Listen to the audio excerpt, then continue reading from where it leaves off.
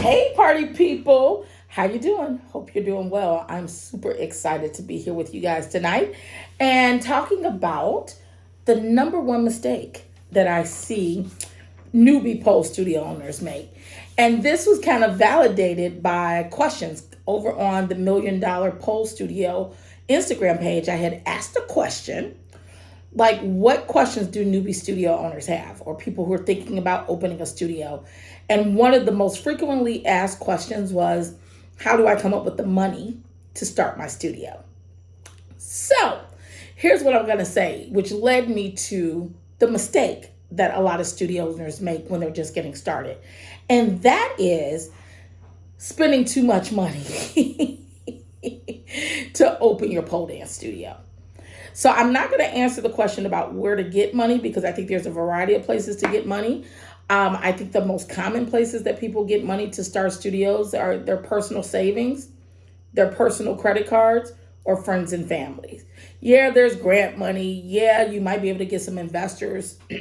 All of that's great, fine and dandy. But that's a process. That's a process. And I would say that's a very small percentage of studio owners who get started that way. Most people get started with their own money. So their savings, their credit cards, friends and family. That's just the truth. But here's the thing. You might be thinking it's going to cost you more than what it really would cost you to get a studio started. I always tell people, getting a studio open is the easy thing, child. That ain't the problem. It's keeping studios open that is the issue. So I want to talk about how not to spend too much money on your very first pole studio, okay? First thing, location. A lot of people think that you want prime location. And I know you're thinking, everything about a business is location, location, location, right? The real estate. And that's true for typical retail businesses. But how many of you know that we're not a typical yoga studio? We're not a typical clothing store. We are what I call a destination business. What's that, Leslie? I'm so glad you asked. Meaning that people find us and they are willing to come to us. We're not reliant upon foot traffic, okay? The average retail business, foot traffic is a major part of their marketing strategy, meaning people walking past and walking in. Most pole studios don't even want that type of attention because we know there's some strange people in the world. And when you start talking about things that are sexual, it can really attract some weirdos, right? So that's the first thing I would tell you is you don't need prime real estate spots, light industrial spaces, spaces that are in the cut. You know, our very first studio was in one of those strip malls that time forgot. That's what I call it.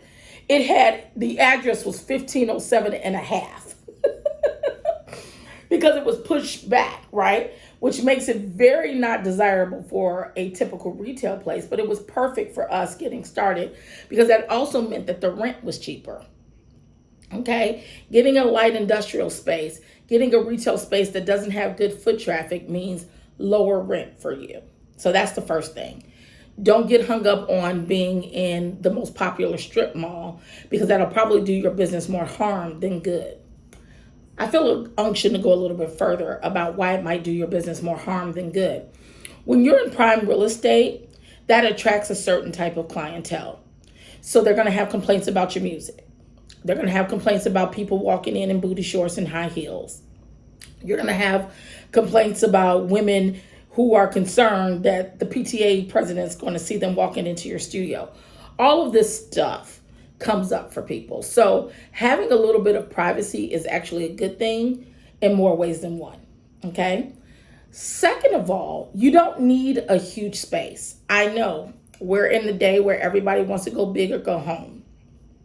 But for your first studio, somewhere around 1,000 square feet, something that you could get 5 to 6 poles in is more than sufficient to get started. Again, this gives you the opportunity to build your customer base without having to worry about inordinate, burdensome rent, okay? Get something that you can easily afford, all right? That is probably the biggest piece of advice that I can give you right out the gate. is don't go get some big old stupid like 3-level pole dancing mall, because you're putting a lot of pressure on yourself to have to produce the revenue to sustain that space. And trust me, the old adage, you build it, they'll come, it ain't that easy. It ain't that easy. And so while yes, people will come, yes, people will, but you don't want the burden of carrying rent when you're still growing. So that's the number one mistake. Don't make that mistake. Look for a place that's about 1,000 square feet. Look for a light industrial place. Look for a space that's off the beaten path. And then you won't have to worry about how to come up with so much money, because typically, and I took a survey of my collective members and said, for your first studio, how much did it cost you to open it? And for those who followed my advice, they got their studio open for about 10 grand. Some even less than that. Some got it open for 5-6 grand. So you can do it. All right, my loves, until the next video, let me know your thoughts. What do you think about this? And I'll talk to you soon. Grace and peace.